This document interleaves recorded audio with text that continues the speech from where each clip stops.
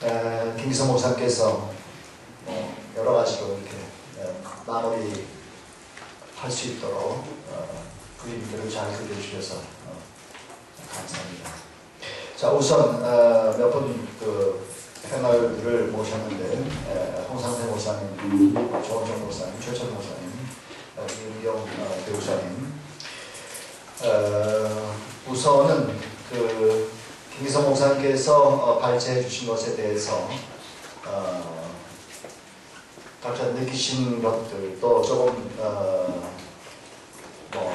말씀드리고 싶은 것들, 그런 것들 김기성 목사님의 발제 내용하고 관련지어서 우선 간단히 한 2~3분씩 우선 좀 패널을 마친 분들이 이야기를 나누시는 걸로 시작을 하도록 하겠습니다.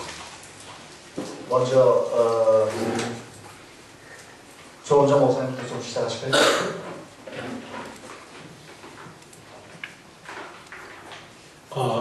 네. 음식을 아주 훌륭한 음식을 앞에 놓고 괜히 초를 쳐가지고 그런 것 같아서 아무 소리를 하고 싶지 않거든요.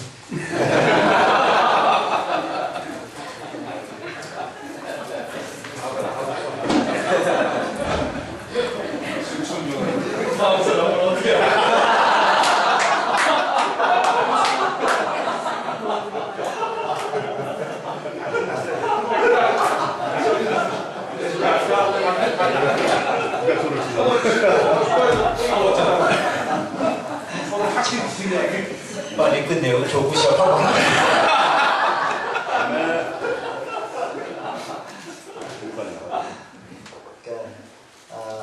좋은 음식을 잘 차려놨으니까 우선 맛을 좀 보신 그 맛 소감이 어떠신지 그 얘기를 좀 해달라는 얘기인데 뭘 뿌리실 거로 생각하지 마시고 잡숴보신 맛이 어떠신지. 이제 너무 많은 음식의 종류가 이제 뷔페가 있어서 원하시는 대로 골라 잡수 있다는 것이 장점인 것 같고요. 너무 많다 보니까 뭘 먹어야 될지 모를 수도 있다 생각도 들고, 이제 저는 한 가지 이제 여러 가지 얘기 중에 깨닫는 것 하나는 하나님의 신의 이름이 야훼인데 야가 고통의 야구나, 엘리야 에레미야 회는 못 가. 그냥 제 추측에 그냥 어원적으로 이렇게 따져서 어떻게 환희의 그런 승리의 뭐가 아닐까, 그냥 그런 아주 좋은 감상 아주 감사하고요. 자, 앉은 순서대로 그냥 우선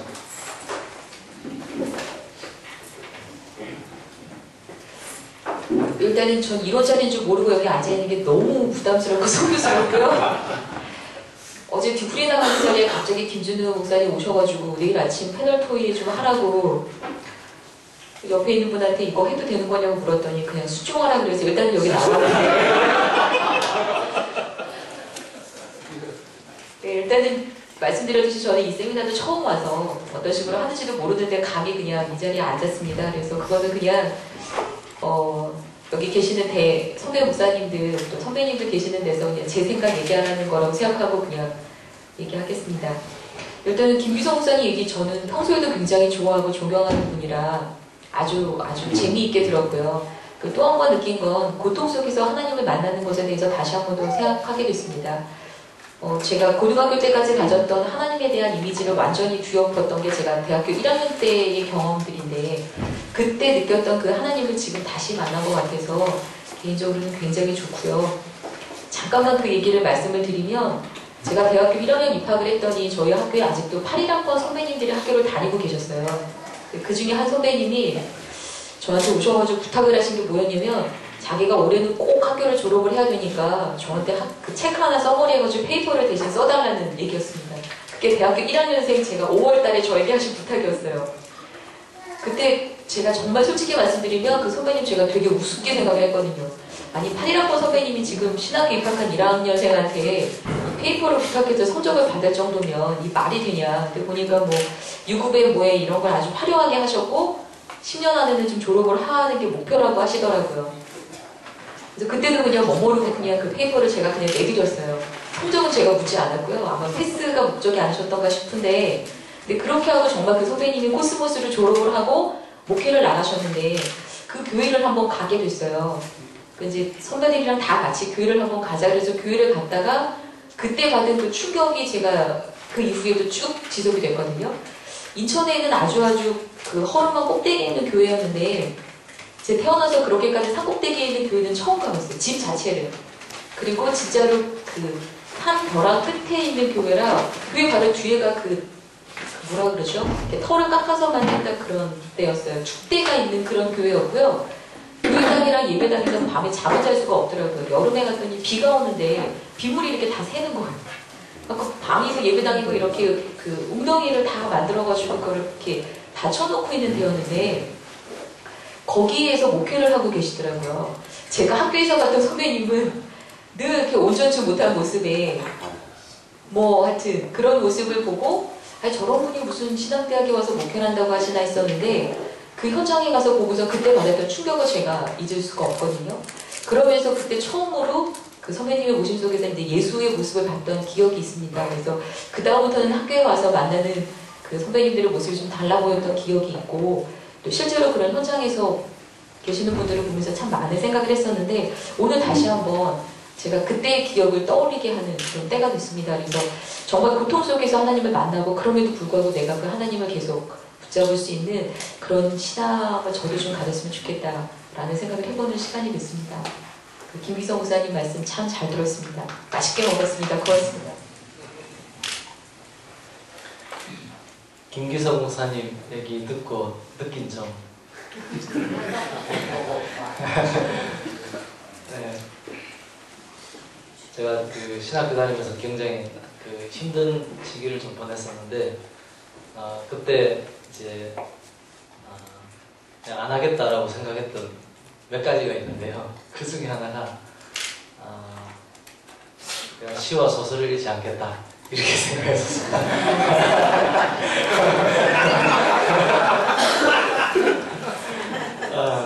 이제 제가 굉장히 제가 생각할 때 감수성이 예민했었던 것 같고요. 그런 감수성이 나의 그 당시의 사회학적 훈련을 방해한다라는 생각을 했었습니다. 그래서 그때부터 시와 소설을 읽지 않고 벌써 20년 이상이 지난 것 같습니다.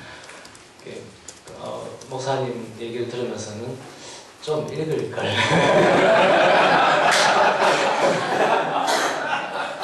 이제 좀 읽어볼까 라는 생각을 했습니다. 익히 우선 제가 인정하기 어렵고 받아들일 수 없는 현실을 제 감성이 맞닿는 거에 대해서 좀 힘들었던 것 같아요. 그래서 최근에 저 부분은 많이 메마르더라고요.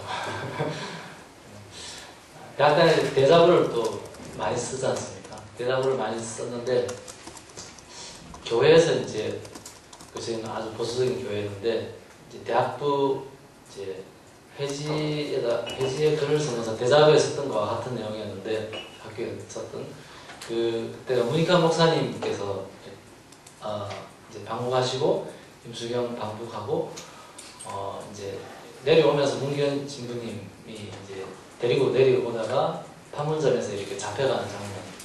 이제 그 장면을 글을 썼는데 이제 교회에서 문제가 됐어요. 문제가 돼서 이제 징계위원회에 회부가 됐는데 이제 저를 아끼시는 그 목사님께서 제가 항의를 했습니다. 이런저런 항의도 하고 그때 그 편집장 저희 교회 신문 편집장이 지금 뉴스에 저희 김종인 기자였어요.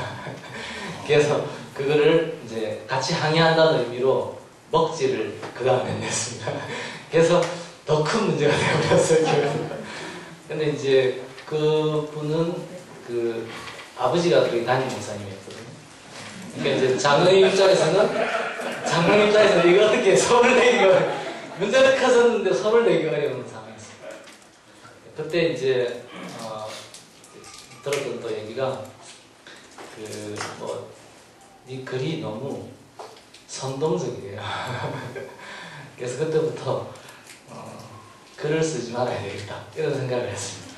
그래서 저 얘기를 쭉 들으면서는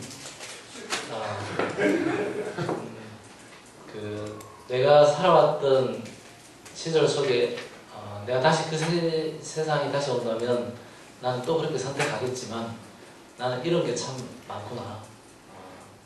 시적 감수성, 세상을 시적 감수성으로 볼 수 있는, 문학적 상상력으로 볼 수 있는 능력, 또 내 고민을 글로 풀어낼 수 있는 능력, 이런 것들을 많이 잃었구나. 내가 스승만 읽고 없이 살아왔던 게 아니라 그런 걸 많이 읽고 살았구나 라고 하는 그 개인적 감회에 젖으며 맛을 봤습니다. 맛있게 봤습니다. 네, 홍상태입니다. 여기 제가 1월 달에 미국 LA에서 왔는데 LA 하나님교회에 있는 분이 그 청파교회에 들어가서 설교를 들으면 참 좋다고 그래서 들어가 봤어요. 그랬더니 저보다 나이가 어려 보이는 분이 있어서 나보다 어린 분이 인생에 뭐 알겠나 싶어서 덮었는데 오늘 30년을 목회를 하셨다 그래서 10몇 살 때 하셨나 이렇게 깜짝 놀랐어요. 제가 여쭙기도 뭐하고 지금 그래서 진짜 몰라요. 진짜 모르는데 감동을 주더라고요. 그러면서 굉장히 한 주제 한 주제가 사실은 무거운 주제거든요. 한국 교회의 그 악의 근원인 두 축, 유교적 가부장제와 신학적 근본주의가 그거를 정확하게 이렇게 짚어내면서 그 주제가 제 MA 논문 주제이긴 해요. 제 MA 논문 주제가 그 내한 선교사들의 신학적 뿌리, 근본주의를 찾아서 해서 그거를 이제 미국에서 비롯된 거거든요. 이미 미국에서 정로교도 1910년에 근본주의가 굉장히 발흥했을 때 들어왔던 그 일들이 이미 미국에서 다 폐기가 됐는데 미국 정로교는 없는데 이렇게 그러니까 그런 신학적인 뿌리와 유교적 가부장제 그 다음에 생각하기도 힘든 이 하나님의 표상에 대한 문제들 그리고 정말 솔직하게 나의 어떤 목사님의 어떤 하나님에 대한 이해를 말씀해 주시는데 감동으로 다가오는 거예요. 제가 여기 와서 첫날 김경재 목사님의 그 신학의 발자취를 보면서 이분은 진심으로 얘기하시는구나를 느꼈어요. 그리고 오늘 이 말씀을 들으면서 왜 설교를 들으라고 했는지 이제 알겠다라고 하면서 가슴으로 이렇게 우리의 이야기하는 그걸 듣고 제가 마지막까지 그래도 어젯밤에 무리 안 하고 잘 깨어서 이렇게 들어서 다행이다 생각을 하면서 나가서 여쭤봤어요. 목사님, 감동이었습니다. 질문이 있는데요. 교회 목회하시면서 교인들과 이런 진솔한 얘기를 나눕니까? 그랬더니 하신대요. 그래서 제가 여러분들한테 드리고 싶은 말씀이 있어요. 진솔하게 이야기했을 때 교리와 편견과 기존 관념의 장벽을 깨고 나한테 이야기했을 때 목사라는 타이틀을 지나서 나한테 감동을 주는 이야기가 되면은 이번 교인들도 저랑 비슷한 보편적인 한국인이기 때문에 감동을 받을 거고 여러분들도 여기서 듣고 나가셔서 이런 감동을 가지고 이야기를 하면은 변화의 시작이 일어나겠구나라고 하는 그런 소망을 주는 그런 발자라고 저는 이렇게 생각합니다. 감사드립니다. 자, 이렇게 이제 맛보신, 차려놓으신 그 음식에 대해서 맛본 소감들을 몇 분 이제 말씀을 해주셨는데, 김 목사님, 그 소감 듣고 또 뭐 덧붙이고 싶으신 말씀이라든가. 세상에서 제일 불행한 사람은 자기의 존재보다 높이 평가받는 사람입니다. 제가 좀 불행해졌습니다.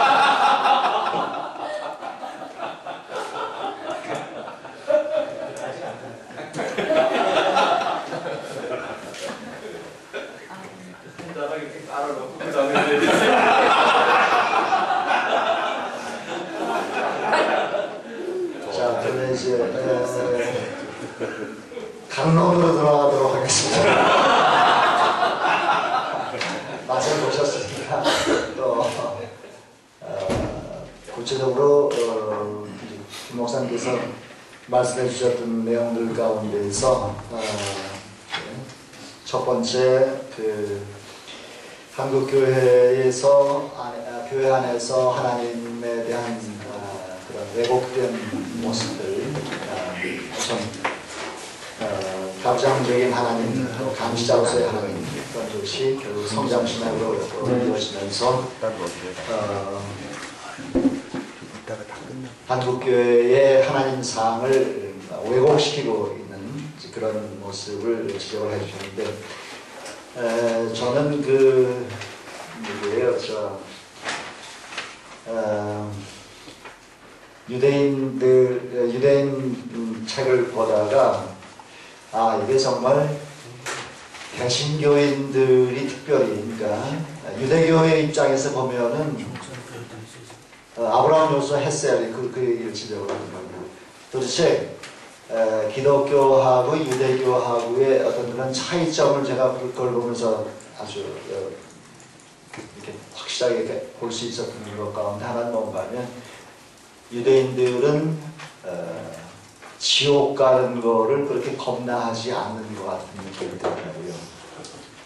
그러니까 기독교는 왜 이렇게 구원에 집착해 있는지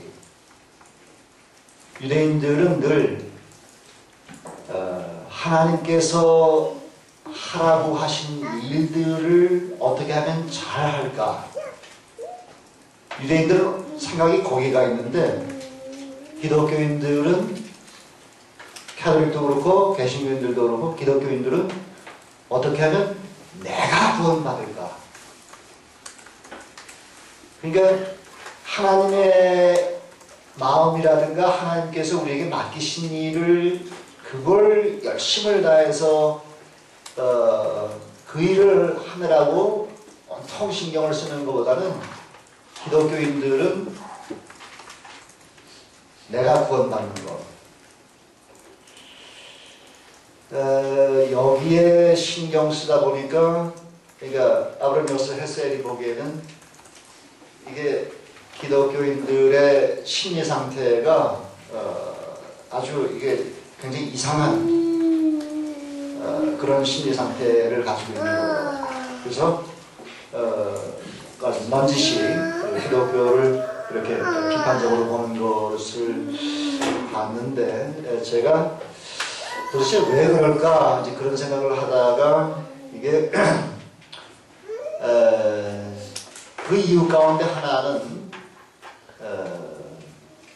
이 개신 기독교가 정말 그동안 이게 평균 수명하고 뭔가 관련이 있지 않을까. 그러니까 귀족들의 평균 수명이 30살이 안 됐던 게 아마 한 150년 전만 해도 귀족들 평균 수명이 30살이 안 됐을 텐데 그러니까 말하자면 그만큼 죽음이 아주 일상적인 일들이 있던 시대 뭐 굶어 죽고 뭐 전쟁에 나서 죽고 뭐 전염병 돌아서 죽고 뭐 이렇게 죽음이 늘 가까이 있던 그런 시절에 사람들이 그 불안이 제일 그런 그 구원의 문제 그런 것이 크게 영향을 미쳤었던 게 아닌가 이제 그런 생각이 들었습니다. 근데 여전히 그럼 유대인들은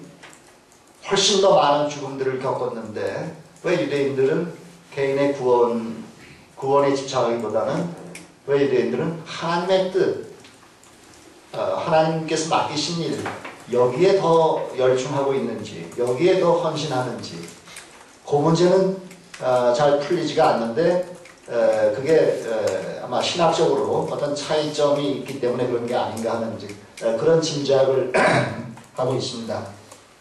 자, 그래서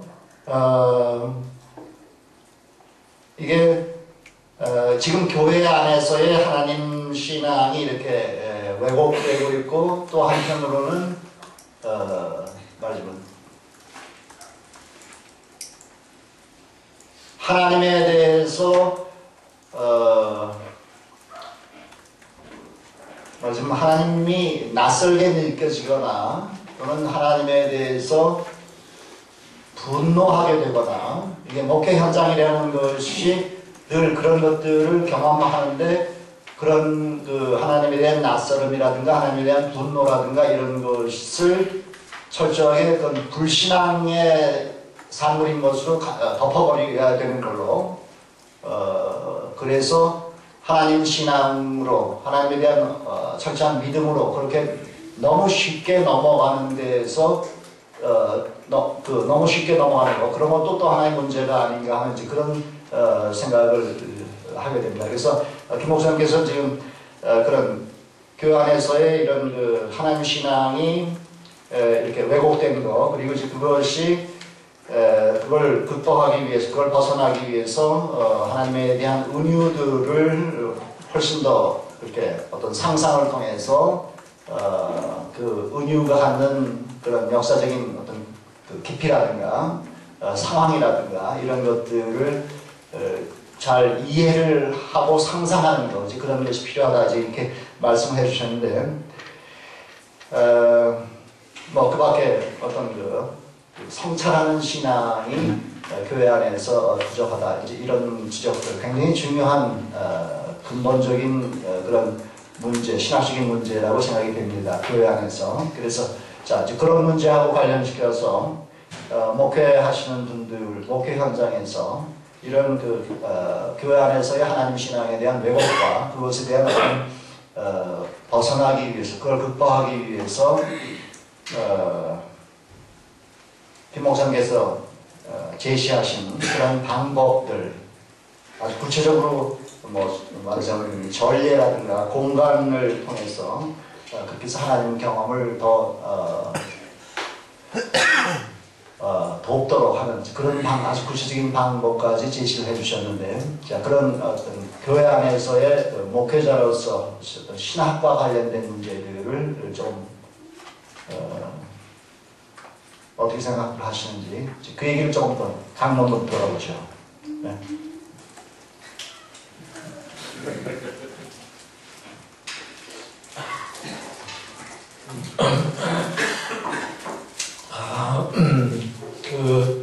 뭐 아다시피 저는 향립교회에 있고 이제 제가 추구하는 또 제가 물론 제 자신이 이렇게 뭐 자기를 흐른 게 아니라 저희 교회에 흘러내려오는 이제 역사적 어떤 전통을 쫓아서 그것이 저에게 제가 이해하고 또 제가 깨닫는 목회 혹은 하나님에 대한 경험과 일치하기 때문에 저도 이제 일종의 뭐 교인들이 동의할지 안 할지 모르지만 저는 뭐 신명나게 하고 있는데요.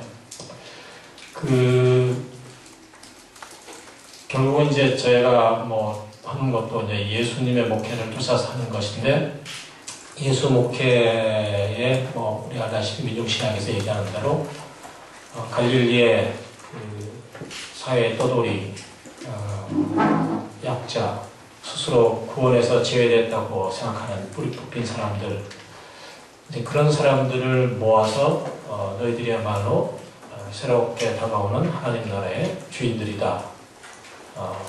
그렇게 해서 그들을 모아서 이제 예루살렘을 향해서 나아갔고 그리고 일종의 사회 정치적 그 민중운동을 통해서 이제 십자가에 죽었고 흩어졌는데 이제 또 새로운 역사가 펼쳐진 거죠.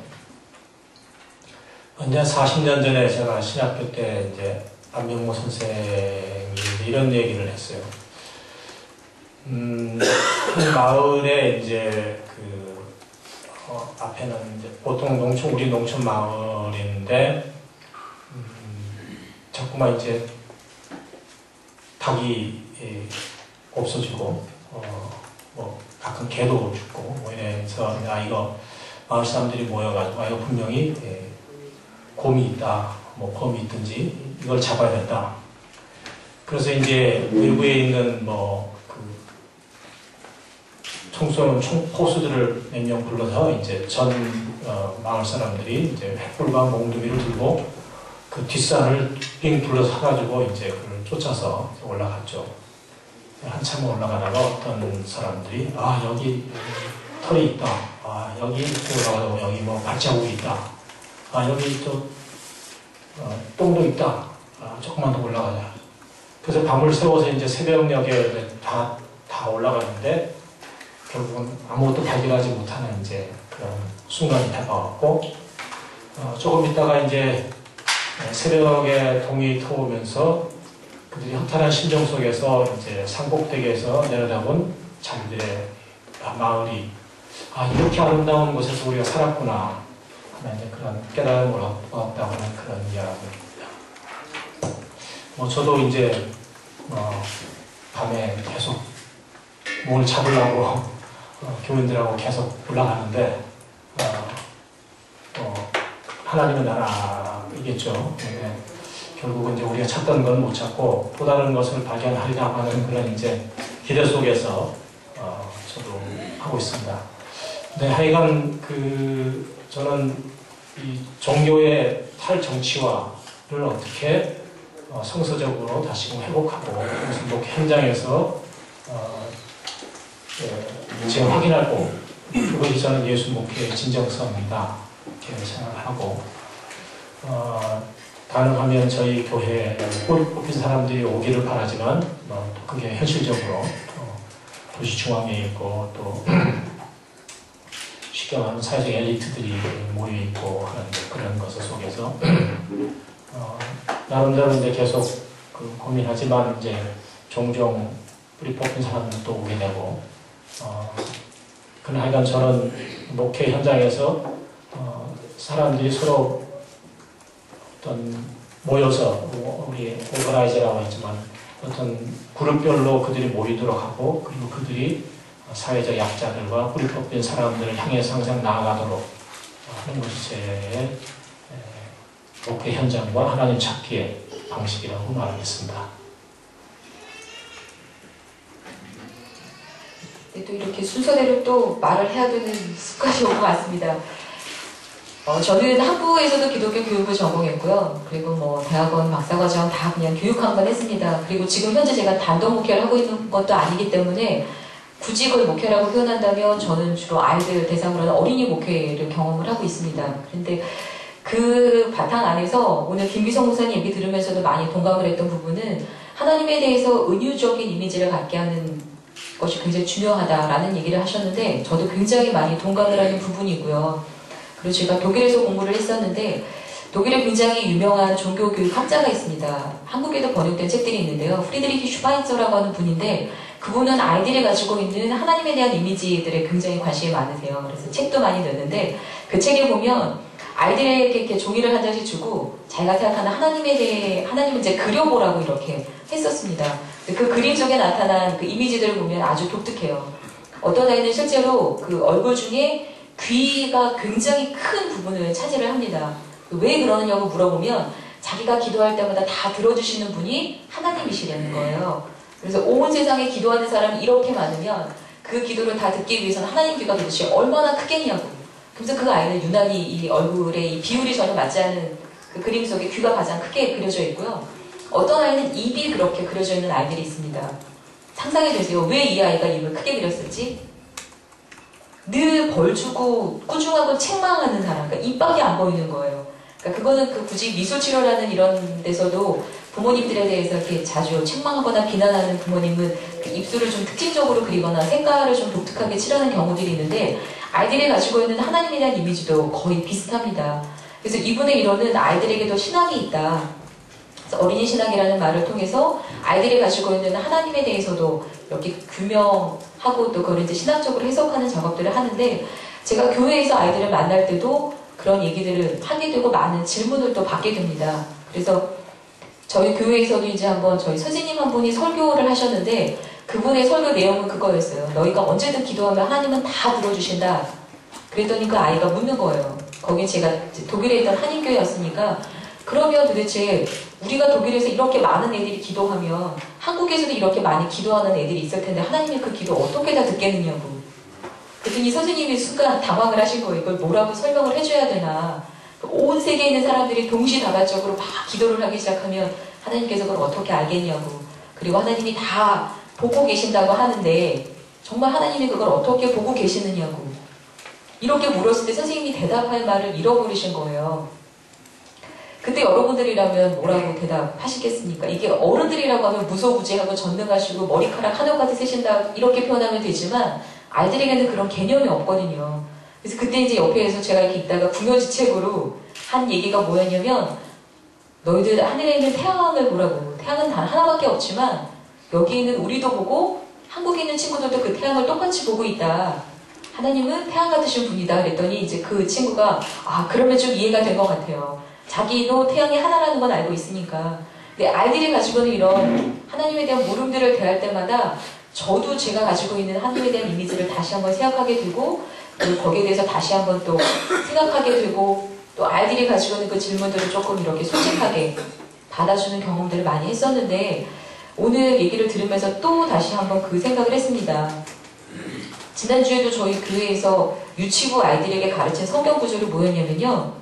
너는 내게 부르짖으라 내가 응답하겠고 이 구절을 가지고 아이들에게 설교를 하더라고요.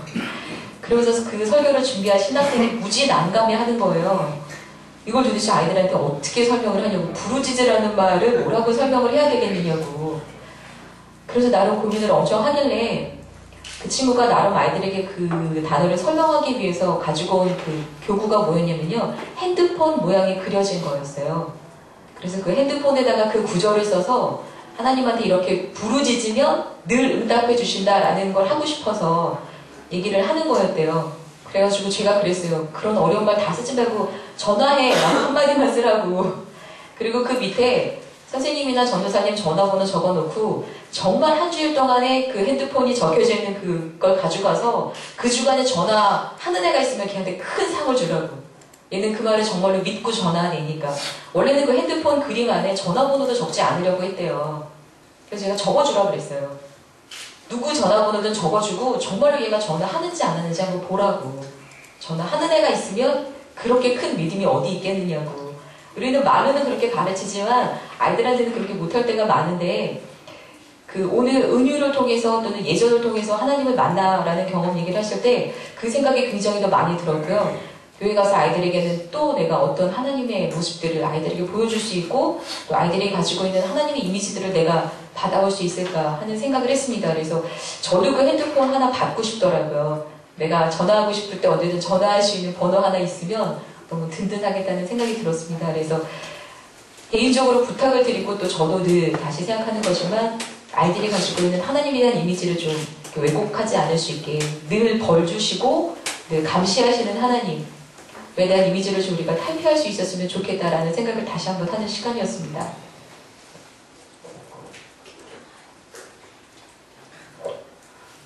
네, 저는 그 하나님에 대한 생각은 그렇게 많이 하질 않았고요.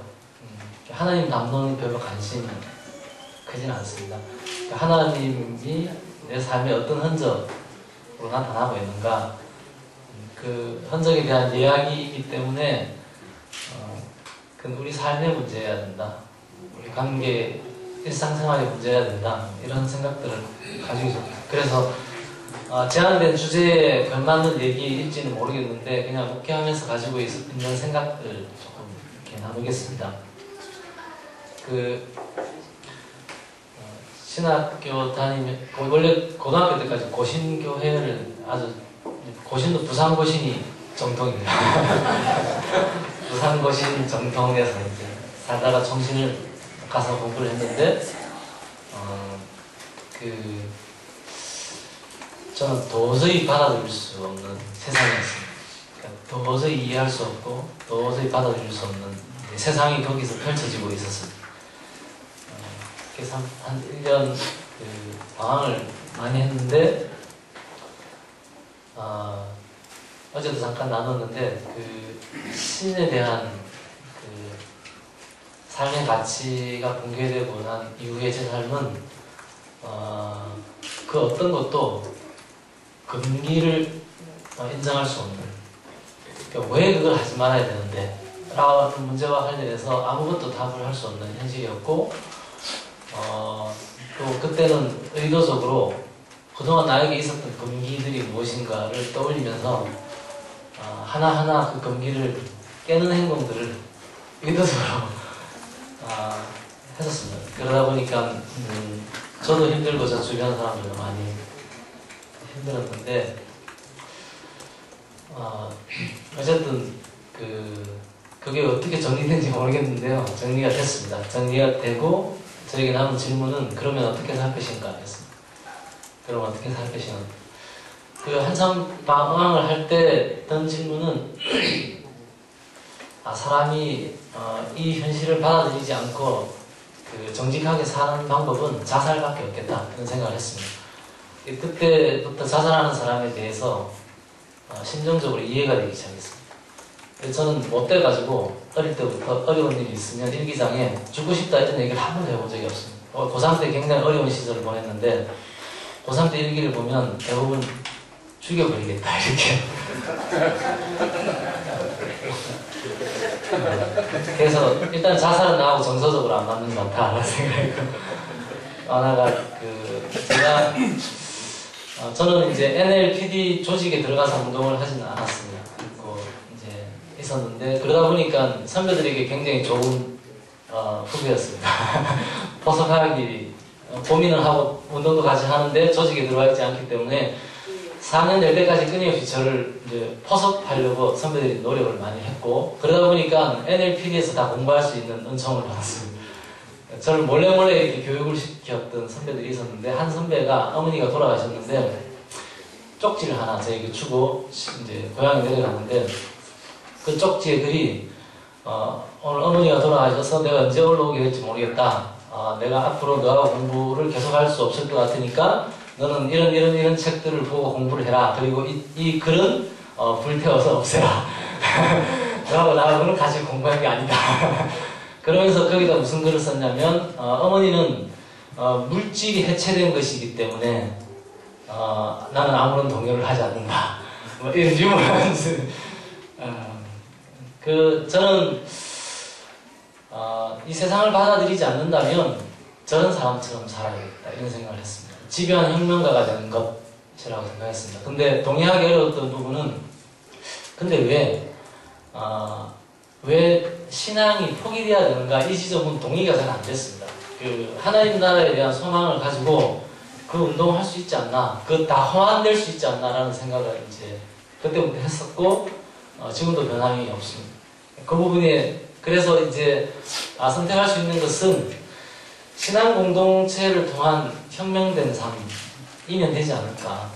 정치 권력을 누가 잡느냐의 문제는 자칫 잘못하면 굉장히 기만적인 운동이 될 수 있겠다. 영혼이 유보될 수 있겠다. 내가 결정할 수 있는 관계 속에서 우리가 이루려고 했던 그 혁명적 삶을 살아가면 되지 않는가. 이제 이게 신앙 공동체에 대한 출발이었습니다.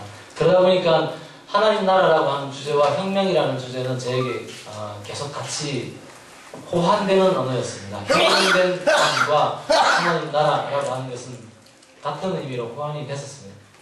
그러면서 발견하게 되었던 것이 초대교회 공동체의 모습들이었고 성령으로 말미암아 생성되는 새로운 관계가 어떻게 은사를 공유하는 것뿐만 아니라 물질적인 제 재편을 만들어내는가 이런 것에 대한 관심들을 가지게 되었고 해방에 대한 구원에 대한 메시지는 우리에게 끊임없이 욕망을 조작하고 나의 욕망이 아닌 것을 광고를 통해서 끊임없이 욕망하게 만드는 자본의 욕망을 내가 욕망하는 이것으로부터의 해방이어야 된다는 생각을 했고 또 하나는 끊임없이 우리를 불안하게 만드는 이 조장된 불안으로부터 해방되는 것이다. 근데 이 두 가지로부터 벗어나는 것은 개인적으로는 가능한 것 같은데 안 해버리면 되니까 안 사버리면 되고 안 봐버리고 하면 되니까 개인적으로 가능한데 벗어난 이후에 그러면 새로운 삶은 어떻게 가능하냐. 개인적으로 운동의 현장에서 깨달은 것은 그것은 조직의 문제라는 생각을 했습니다. 그 조직은 혁명을 이루기 위한 조직이 아니라 혁명 이후의 삶을 살아내는 조직이 필요하다는 생각을 하게 됐습니다. 신하는 생명의 조직된 힘으로 하나님 나라를 증언해가는 것, 이제 이게 저희에게 목회를 하면서 가지고 있는 마음입니다. 저는 막스 엥겔스가 던졌던 그 혁명 이후의 삶에 대한 혁명의 과정을 고민하고 있는 사람들에 대한 종교나 이데올로기적인 선택과 상관없이 모두가 응답해야 될 질문이 있는데, 그게 국가와 사회재산과 가족의 문제라고 생각합니다. 그게 사회운동의 맥락에서의 혁명을 사유하든 교회 신앙공동체라는 맥락에서 하나님 나라라고 하는 것을 사유하든, 거기에는 기존의 국가에 대한 관계와 기존의 사회재산에 대한 관계, 기존의 가족에 대한 이해, 이런 것들이 전환돼야 되는 거 아닌가, 거기에 응답해야 되는 거 아닌가, 이런 고민들을 하고 있습니다. 예수님의 질문이 같은 질문이었던 것 같아요. 누가 주인가? 누가 주인가? 사회재산 문제였습니다. 그 재물에 대한 재물을 이렇게 공평하게 나누었다라는 게 핵심이 아니라 재물이 나의 것으로 생각하지 않았다라고 하는 것. 그래서 그 안에는 핍절한 사람이 없었다라고 하는 것. 이 같은 문제를 던지고 있는 거 아닌가라는 생각을 하고 있습니다. 그렇기 때문에 특별히 여러 가지 우상이 있을 수 있는데 재물에 대해서 재물과 하나님을 겸하여 섬길 수 없다라고 아주 특징해서 얘기하신 것 아닌가 하는 생각을 하고 있습니다. 마찬가지로 또 예수님이 던졌던 질문이 누가 가족인가 라고 던졌습니다. 이 질문 참 어려운 질문이지만 어쨌든 계속 목회하면서 이 질문으로부터 벗어나서는 안 된다는 고민은 가지고 있습니다. 가족 이기주의라고 하는 것, 우리가 저항하기를 원하는 권세가 실제 우리를 지배하고 있는 일상적인 삶의 영역, 이건 가족이 관계 맺고 있는 영역이고, 우리가 소비하는 영역이고, 우리가 식의주 일상생활을 살아가는 영역이고, 결혼, 임신, 출산, 육아, 교육이라는 과정을 거쳐가는 과정인데, 거기서 작동하고 있는 사단의 권세에 대해서 우리가 어떻게 다른 삶을 구성해낼 수 있는가. 이제 저희 목회를 하면서 공동체로 살면서 가지고 있는 질문, 끊어지지 않는 질문이었습니다. 계속 전체적인 이런 생각들을 가지면서도 해결되지 않았던 주제가 하나가 있는데, 왜 우리 운동이 이렇게 핍절할까라는 것이었습니다. 최근에 개인적으로 발견하고 또 질문해가고 있는 것은 농을 상실한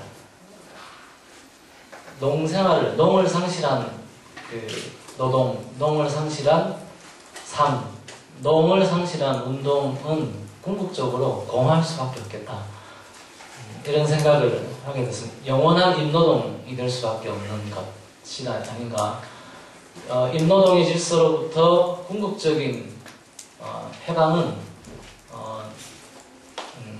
우리가 도시 문명을 건설해가면서 수탈해왔던 농생활을 어떤 형태로든지 자기의 삶의 지점들 속에서 우리의 삶의 지점들 속에서 복원하고 거기서 새로운 자양분을 다시 받아가야 되는 거 아닌가, 이런 생각들을 하면서 목회를 하고 있습니다. 이런 이제 고민의 과정들 속에 하나님께서 계속 다 같이 말씀하신 것처럼 때로는 선명하게 도저히 잠을 잘 수 없게 나타나시기도 하고, 때로는 죽음의 공포 때문에 이 살이 떨리는 그런 모습으로 하나님이 나타나시기도 하고, 또 든든한 이름 없는 지체들, 공동체 지체들의 당당한 자본을 맞서 살아가는 당당한 삶, 학벌의 권세를 맞서서, 부동산의 권세를 맞서서 살아가는 지체들의 당당한 삶을 통해서 하나님이 나타나시기도 하고, 그런 것 같습니다. 네, 일단 하나님과의 어떤 친밀감을 우리가 어떻게 계속해서 느끼면서 전통적으로 하나님과 동행하는 삶이라는 것이 어떤 것인가를 경험하는 것이 굉장히 중요한데, 그것이 결국 어떤 우리의 삶의 문제로 관심이 옮겨가서, 그러니까 신앙이라는 것이 삶의 현장에서의 예수운동이나 하나님 나라 운동으로 옮겨가는, 번역하는, 실천하는, 그 속에서 고백되어야 되고, 특별히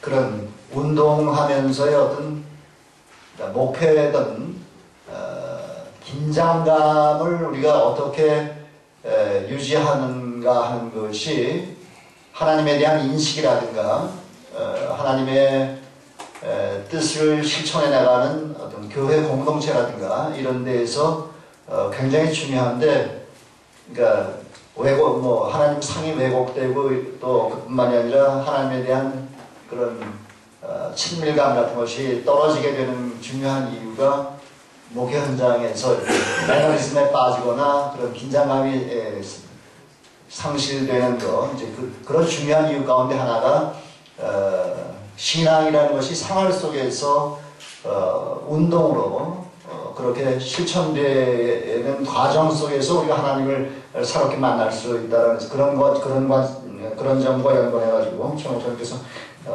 아주 본인의 그 경험, 지금 현재 문제들 그런 거 하다고 말씀해 주셨습니다. 남도 빼고 지나가는 줄 알고.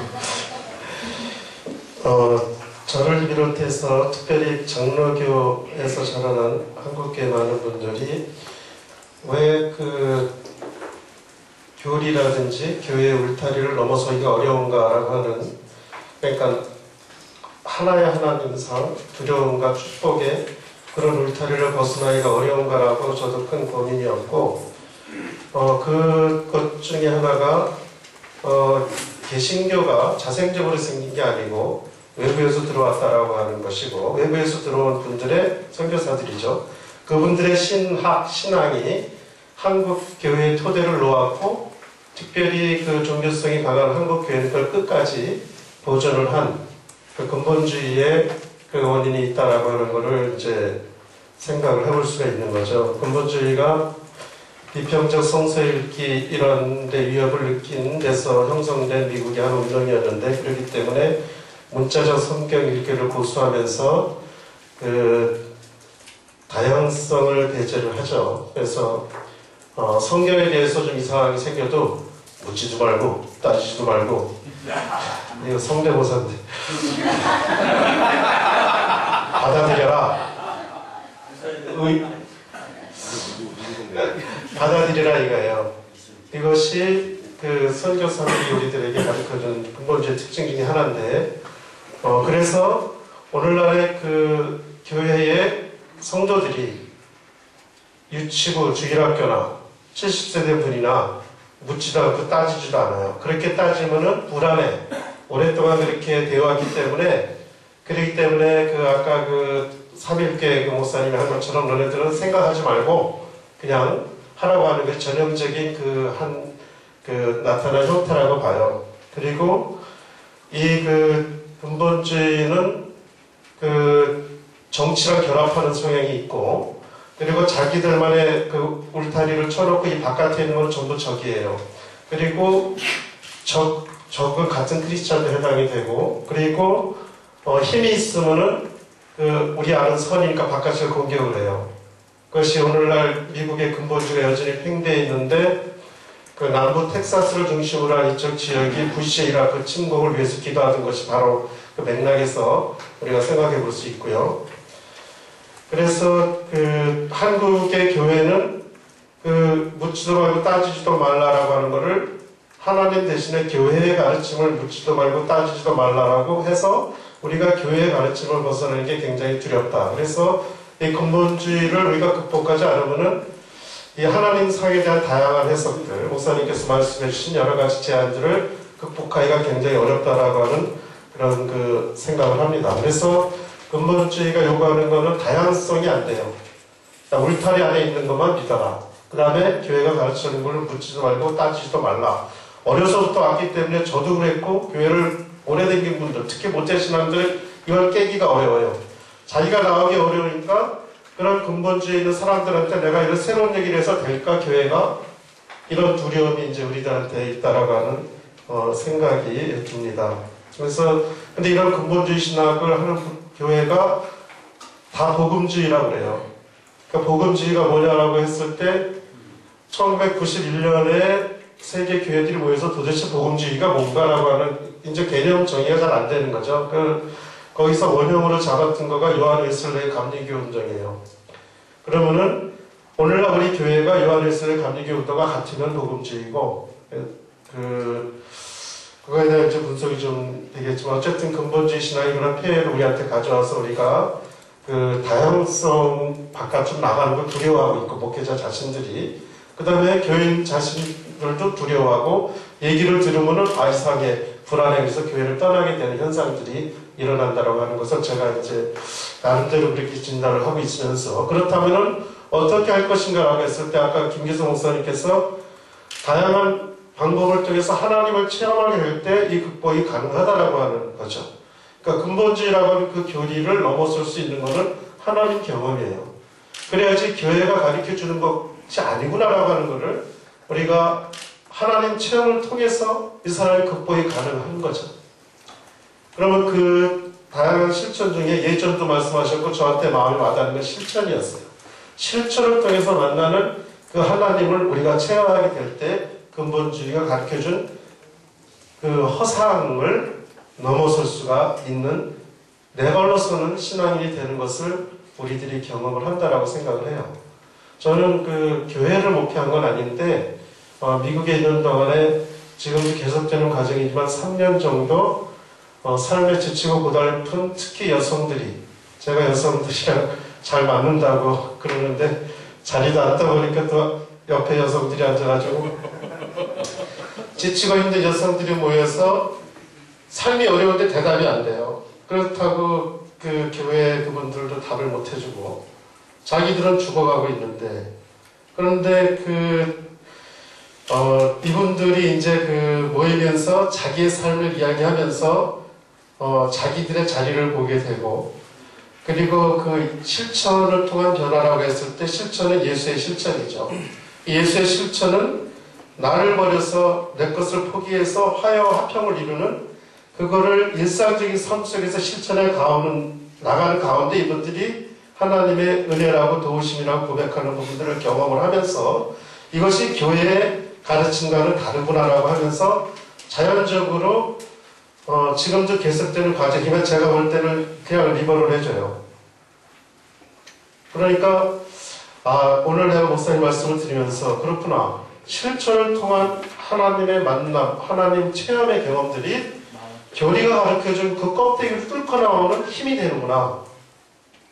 그래서 그럼 어떻게 하나님 체험할 수 있는 자리를 우리가 혹은 교회가 혹은 근본주의의 그 폐해를 보는 사람들이 마련해 줄까라고 하는 것이 우리들의 만남이 이어질 때 이렇게 해보니까 이런 경험이 일어나더라, 이렇게 해보니까 이런 사람들의 변화가 일어나더라, 이것이 새로운 실천적인 하나의 어떤 대안의 형태가 되지 않을까. 그래서 저는 그분들이 한 명, 두 명 모여들더니 10명이 됐어요. 10명이 넘어 12명 정도 모여요. 그분들이 다 그런 변화를 경험을 해서 저는 그분들한테 그런 얘기 해요. 테레사 스님 아까 말씀하신 거, 이분도 이랬다. 여러분들 변화를 두려워하지 말아라. 그러니까 자연적으로 그 교리에 대한 설명을 안 했지만 이분들의 삶을 통해서 오늘날 교회에 한국교회나 이민교회나 문제가 있는 교회는 비슷하거든요. 그분들이 이제 본질을 보기 시작하면서 스스로 책임지는 삶을 살아나가는 걸음을 뛰고 시작해요. 거기에는 절망에 빠진 한 사람이 그 삶을 나눔을 통해서 자신의 변화되고 회개를 하고, 이제까지 혼자 살아왔던 이기적인 삶에 대한 회개를 통해서 가족관계가 변화되고 삶이 달라지는 그런 경험에 하나님이 나한테 오셨다라고 하는 것이 되면서 자기 걸 버리기 시작해요. 그러면서 그런 눈으로 기존의 교회를 보니까는 이것이 아니구나라고 하는 교리가 가르쳐준 그 틀을 벗어나올 수 있는 힘의 근원이 아까 말씀드린 실천을 통한 하나님 만남의 체험이 그를 넘어설 수가 있구나라고 하는 것을 이제 저는 목도를 한 거죠. 그래서 제가 미국에서 좀 오래 끌었지만 나는 이런 거를 보고 온 것이 참 감사하다. 3년 논문 쓰는 기간과 일치를 하는데 그래서 오늘 이 자리에 목사님의 그 고민과 그걸 들으면서 뭔가 이렇게 되면은 우리들이 소망을 좀 가질 수 있지 않을까 이런 생각을 해봅니다. 네, 교리 문제하고 실천 문제하고 홍 목사님이 쓰신 그 사도신경 살아내기 이제 그 책에서도 아주 강조하고 계시고 이제 그런 것이기도 한데 결국은 우리가 교리를 믿음의 대상으로 암기하도록 만드는 것에서 문제가 있다고 생각이 돼요. 그러니까 교리라는 거는 물론 홍 목사님이 강조하신 것처럼 살아내라고 있는 교리고 또 살아냄을 통해서만 그 교리의 진리성이 확인되는 건데 그걸 이제 자꾸 외우도록 암기하도록 그러니까 머리로 받아들이도록 이렇게 하는데 문제가 있는 것이라는 생각이 들고요. 크로산이 엑스카베이팅 지저스 우리가 예수의 역사라고 이제 책을 번역을 했는데 거기서 그런 말을 하거든요. 빈 무덤이 아무리 많다 하더라도 예수의 부활의 증거는 못 된다는 거죠. 예수 부활의 증거는 와서 봐라. 공동체 안에서 예수 부활이 어떻게 사라지고 있는지, 어떻게 살아내지고 있는지, 그 공동체 속에 들어가서 부활의 증거를 확인할 수 있는 거지. 빈 무덤이 아무리 많다 하더라도 부활의 증거는 되지 못한다는 겁니다. 근데 이게 바로 우리가 교리를 배울 적에 교리라는 것이 실천 속에서, 공동체 속에서의 그런 체험들 속에서 고백된 그런 교리고 살아내도록 인도하는 교리인데, 근데 그것이 언젠가부터 이 교리라는 것이 실천하고는 관계없이 그냥 믿음의 대상으로 전락되면서부터 교리라는 것이 실천하고 이렇게 많이 떨어져 버리는 그런 것이 있는 게 아닌가 하는 그런 생각이 듭니다. 자, 시간이 이제 거의 다 됐는데요. 혹시 여러분 가운데서 이 문제하고 이것만은 꼭 이야기를 좀 해야 되겠다. 뭐 그런 분 혹시 계시면은 한두 분 말씀을. 예. 육성을 할까요? 마이크. 네, 육성을 하세요. 할까요? 예, 좋은 말씀 뭐 많이 나와서 좀 빠졌다고 생각하고 우리 김기식 목사님한테 질문 몇 드릴게요.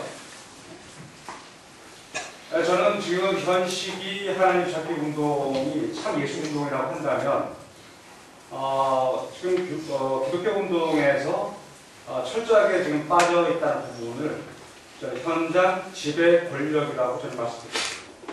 이른바 좌파와 우파와 모두 동일하게 대형교회건 지하 월세교회건 상관없이 모두 동일하게 현장 지배 권력이 지금 동일하게 관철되고 있다. 그리고 그들은 거대한 논이건 미지한 논이건 간에 아무리 훌륭한 예를 들어서 한기현의 훌륭한 책들 많이 봐도 그것은 본인의 관념 속에 있을 뿐이지 실천할 때 자기 신자들과 만날 때 대화를 하는 즉시 엄청난 고립감을 염두에 두고 있기 때문에 그것은 결코 실천할 수 없는 구조에 편입되어 있다. 이것은 87년 6월 항쟁 이후에 대한민국의 진보 진영이 화석화되면서 구한국 기독교 진보 진영이 이른바 할 일을 다 포기하고 체제에 대해 통합됨으로써 이제 그들은 더 이상 진보의 역할을 지금 하지 못하고 있다. 그리고 이제 새로운 진보가 일어날 때는 이런 이제 모색하는 과정 속에 있지만 이 또한 우리들을 모두가 자본주의에 철저하게 편입돼서 자본주의의 이른바 이명박을 우리가 비난하기 쉬워도 우리 안에 들어있는 이명박의 모습 속에서 우리는 매일매일 시름을 하고 있고, 남성부 기자들은 여성 사모님들한테 욕주에 잡혀 있고, 대부분 그런 가족 이데올로기에 구성이 되어서 우리는 숨도 제대로 못 쉬는 그러한 속에서 우리는 하나님을 얘기하고, 이제는 우리가 해야 될 일은 바로 현장 지배 권력을 해체하는 구체적인 실천 프로그램이 필요하고, 그것은 교회 안에서만이 아니라 사회 연대 전략으로서 실천 프로그램을 우리가 제출을 해야 되겠다는 그런 제안을 제가 드리면서 말씀을 드렸습니다. 뭐 제가 대답할 수 없는 큰 질문을 해주셨는데요. 공감합니다. 지금 말씀하신 그 대목이 굉장히 중요하다고 생각하고, 그 답변을 좀 애둘러서 이렇게 얘기를 하자고 하면, 하나님에 대한 인식은 하나님 나라를 지향하는 삶과 분리될 수 없다. 이것이 이제 제 생각이고요. 그래서 고백이라고 하는, 신앙 고백이라고 하는 명사는 신앙의 실천이라고 하는 동사로 번역되어야 한다 하는 것이 제 생각이고요. 하여튼 지금 최철호 목사님도 그런 말씀, 자본주의의 욕망에 지배당하지 않는, 또 자본주의가 조직적으로 만들어내고 있는 어떤 그 불안, 유동한 공포들, 이 속에서 우리들이 어떻게 몸을 빼낼 수 있을까 하는 고민들을 하게 되고, 이것은 정말 큰 과제라고 생각이 됩니다. 그러나 하여튼 저는 이런 생각이 들어요. 목회자이기 때문에 옳음이 꼭 세상을 옳게 만들진 않더라. 이것이 이제 제 경험입니다. 저도 그 목회 한 20년 정도 됐을 때까지만 해도 교인들을 좀 많이 야단치고 있더라고요, 제가. 그렇게 살면 됩니까? 그리고 야단을 설교를 통해서도. 그런데 야단을 쳐가지고는 아무런 변화가 안 일어나는 것을 알게 됐습니다. 왜냐하면 그 사람들은 그 야단을 맞기 위해 온 사람들은 아니었거든요, 많이. 그런데 결국 이제 함께 가고 있는 그 사람들이 내적으로 하나님 체험이 충만해지면 그들도 자기를 옥죄고 있는 자본주의의 실체가 우리의 삶의 궁극적 목표일 수 없다고 하는 사실을 깨닫게 되는 것 같고, 그래서 이제 제가 지금 조금 더 주목해야 된다고 보는 것은 뭐냐면, 너무 우리는 옳은 소리만 잘한다. 이게 제 생각이에요. 요즘에 와가지고. 그런데 이 옳음이라고 하는 것은 언제나 그름으로 규정되는 사람들의 저항을 낳게 되고, 이 부딪힘이 오히려 교회로 하여금 한 걸음도 앞으로 가지 못하도록 만드는 경우도 아주 많이 있더라. 이것이 이제 제 생각입니다. 우리의 삶을 결정하는 것은 어찌 보면 큰 담론들도 있지만 작고 사소한 문제들이 우리의 삶을 결정합니다. 텍스트를 읽는 얘기로 해보자고 한다면, 우리가 책을 읽다가 밑줄을 긋죠. 이것은 굉장히 의미 있는 일이다 하고 밑줄을 긋는데, 나중에 그 밑줄 긋은 그 맥락이 어떤 연결고리를 가지고 있는지를 이해하지 못하면 밑줄 긋는 거 아무 의미가 없게 되는데, 우린 연결고리를 굉장히 소홀히 할 때가 있구나 하는 생각들을 했습니다. 우리가 인간관계 깨지는 것은 우주관이 다르거나 그 세계관이 달라서 그렇지는 않습니다. 예를 들면 치약을 짜는 방식이 달라가지고 남편과 아내가 싸우고요. 이런 것들. 그러니까 이 작고 사소한 문제들도 우리에게는 굉장히 소중한 문제이다. 이거 우리들이 함부로 다루고 가서는 안 된다. 감옥에 갇혀 있었던 드이트리 보네퍼 목사가 나는 누구인가라고 하는 그 시를 쓰면서, 사람들은 마치 자기의 성에 들어가는 영주와 같다고 나를 보고 얘기하지만 사실은 난 그렇지 않다. 두려움에 떨고 있고, 그러면서 커피 한 잔의 향기를 그리워하는 나 자신을 얘기한단 말이죠. 나는 세상이 이렇게 되면 안 돼. 자본주의 이거 다 틀렸어. 투쟁해 싸워야 돼. 하고 얘기하지만 사실은 커피 한 잔을 누리고 싶은 마음도 인간에게는 있단 말이죠. 우리가 이 차원을 놓치면은 사람들과 함께 가는 건 굉장히 좀 어렵지 않나 하는 생각을 갖고 있고요. 그래서 끊임없이 우리들이 해야 할 것은 뭐냐면은, 큰 망치를 가지고 얼음 깨는 게 아니고 작은 바위 가지고 얼음을 깬다고 보면, 자본주의 깨트리는 것은 운동만을 통해서는 아니고 내적으로 우리들이 달라지는 것을 통해서도 가능해진다. 이 두 가지를 다 포기해서는 안 된다 하는 생각이 저한테는 있습니다. 김교신 선생님이 그런 얘기를 했죠. 우리 몸에 상처가 나면은 상처에 딱지가 생기게 되는데 우리가 딱지를 자꾸 띄고 싶어 하죠. 빨리 떨어져 나갔으면.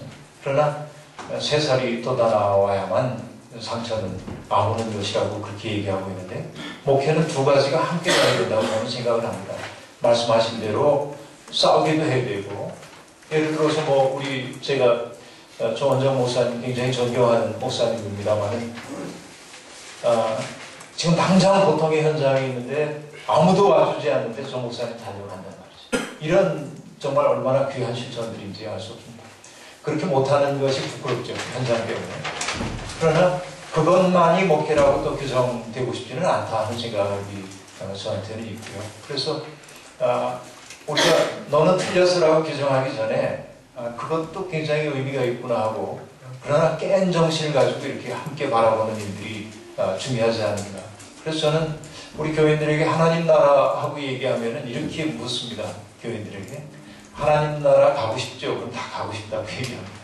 그러면 하나님 나라에 뭐가 없을까요? 하고 물어봅니다. 그럼 교인들은 언제나 학습된 대로 얘기하고 있죠. 요한계시록 얘기합니다. 눈물도 없고 고통도 없고 뭐 이런 얘기를 이제 해요. 그래요. 그런 거 없죠.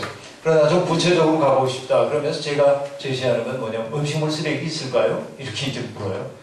그럼 아무리 생각해봐도 하나님 나라에 음식물 쓰레기 있어서는 안 될 것 같죠. 그러면 내가 하나님 나라를 소망하고 산다고 하는 것은 뭘까요? 하나님 나라에 없을 것 같은 것을 없애면서 하는 방식 아니겠습니까? 이렇게 접근을 좀 해봅니다. 그러니까 큰 담론들만 얘기하지 말고 구체적으로 내가 하나님 나라를 향해 한 걸음씩 갈 수 있는 그런 길을 목회자들이 발견하고 제시하는 책임도 있는 것 아닌가 하는 생각을 해봅니다. 아주 결정적으로는 제가 공감하지만 목회자 입장에서 또 다른 길도 좀 모색해야 하는 입장에서 말씀드리겠습니다. 네, 시간이 지났습니다. 더 이야기를 이것저것 하시고 싶은 이야기들이 많이 있을 텐데 여기서 일단 정리를 하도록 하겠습니다.